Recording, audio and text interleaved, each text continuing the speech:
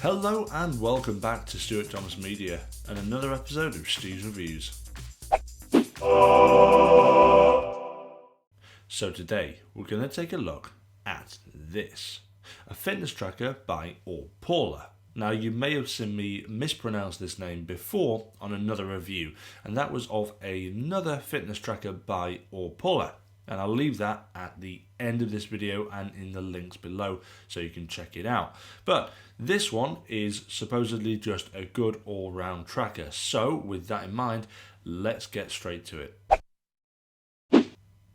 Well, there's not much more to say other than it is a box. Not the most fancier packaging I've ever seen, but then again, this particular product isn't the most expensive, so it kind of goes hand in hand.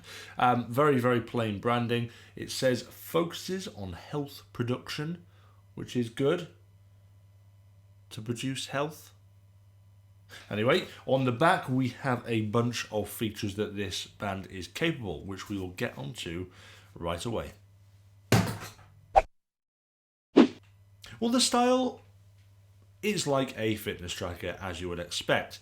It's quite slim, it is quite thin, which is good, and it feels nice. The band has a nice feel and has a nice pattern on it. Let's take a closer look. So looking at it, it's got a lovely textured band, which you can see quite clearly under this light, and I quite like this. I think it's quite stylish. It's also quite thin as well, and as is the fitness tracker itself, it's all very thin, and I really like this. Now you can detach it from the strap by pulling on one side like this, and you can see it charges through USB, which is really handy because it means that you don't have to take any extra chargers with you. Usually your phone charger will have a USB connector in, so it's really handy. And then to pop it back in, you simply slide it back in there, pop it shut, and you're back in and good to go. So moving on to the display. By touching the screen, you get access to the clock. And I think this is actually a really nice display. It's very vivid and very easy to see in direct sunlight as well. Now, one cool thing about this is that you can swipe on it and it registers the swipe. It's quite difficult to show you because my fingers are covering it as I'm doing it. I've got sausage fingers, but you can see here that I'm swiping and it's changing between the different options.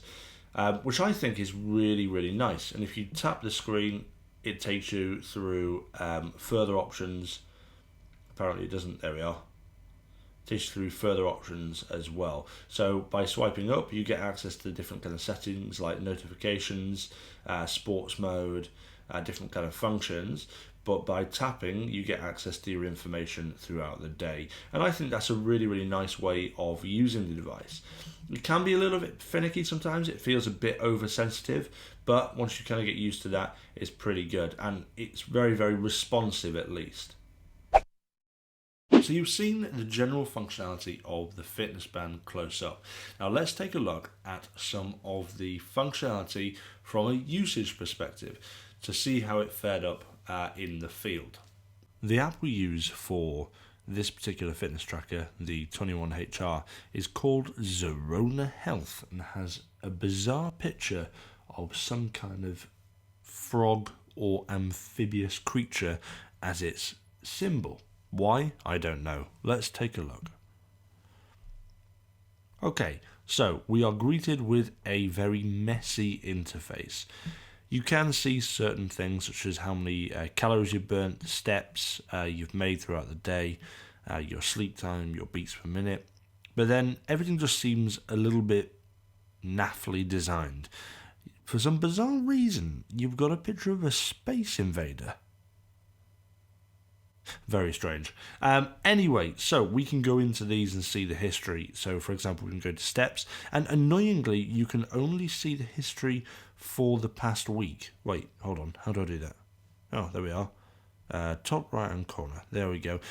Do you see what I mean? It just doesn't look very nice. I mean, I can appreciate what they're trying to do, but the fonts they've chosen, potentially not the best. So for app usage, this probably gets maybe a 3 out of 10. It does give you access to all the sort of functions you'd expect from a normal fitness tracker. Things such as, changing the date and the time, changing what kind of notifications pop up on your fitness tracker. But aside from that, it doesn't offer me anything else that another app does, and I don't think the design is particularly intuitive. So there you go. And also, it's apparently ordering me to improve my sleep. Your sleep need to improve. Again, terrible translation from Chinese there. So overall, the app is a bit miserable. So this particular product comes down to £35, which I don't think is too bad.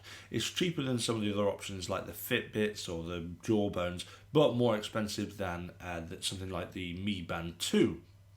So it sits bang in the middle of generally what you can find for fitness trackers. I'll leave a link below where you can purchase it yourself so you can check it out. I think it's a good piece of kit if you can ignore some of its downfalls, such as the useless diary function on here, which I don't think anyone will ever use, or the absolutely dreadful app, which I wouldn't wish on my worst enemy.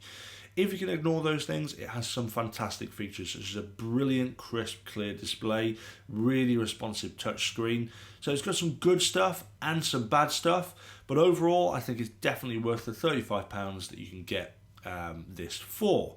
So guys, if you like my video, don't forget to give it a like, subscribe and share, and we'll see you back for more Stu's reviews soon.